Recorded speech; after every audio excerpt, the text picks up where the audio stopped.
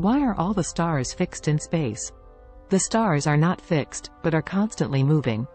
If you factor out the daily arcing motion of the stars across the sky due to the Earth's rotation, you end up with a pattern of stars that seems to never change. The stars seem so fixed that ancient skygazers mentally connected the stars into figures, constellations, that we can still make out today. But in reality, the stars are constantly moving. They are just so far away that the naked eye cannot detect their movement. But sensitive instruments can detect their movement. Consider driving down the highway in the mountains at 60 miles per hour. The telephone poles on the side of the road seem to whiz past you, but the distant mountains seem to hardly move at all.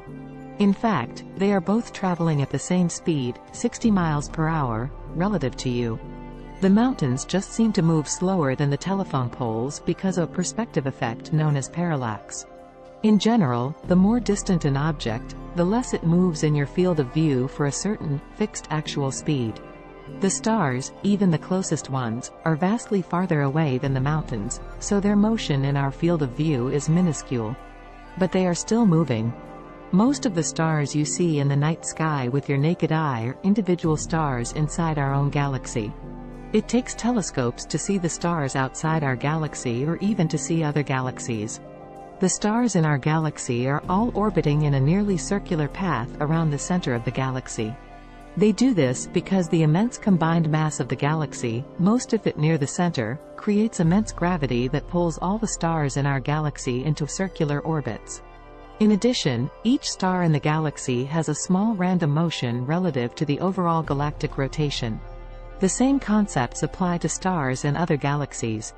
Each star orbits its galaxy's center and has a slight random motion on top of this. Each star does not careen randomly about like a drunkard. Rather, each star travels on a smooth, nearly straight trajectory as dictated by its own momentum and the local gravitational field. But when comparing the motion of many stars in a galaxy and subtracting out their galactic rotation, you end up with a random distribution.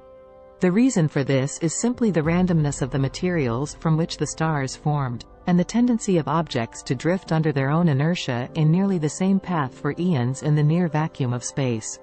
The textbook, Exploring the Cosmos, by Louis Berman states, "There is, as we shall see, an individualized random motion, albeit slight, superimposed on a large common systematic movement shared by all the stars as they revolve around the center of the galaxy." The principal movement of the stars within the disk portion of the galaxy is the Keplerian motion. The closer the star is to the gravitational center, the nucleus of the galaxy, the faster it moves. This behavior is similar to the planetary motions around the Sun, since the law of gravitation is the common operator in the solar system as well as the galactic system. Within the nuclear bulge where the stellar density is greatest, the action approximates that of a solid structure. The farther the star is from the center, the faster it moves. The individual stars well above or below the galactic plane, constituting the halo population, and the spherically distributed globular clusters move around the galactic center at all angles of inclination in highly eccentric ellipses. Their motions are analogous to the motions of the far-ranging comets orbiting the Sun. For more video like this, visit and subscribe our channel.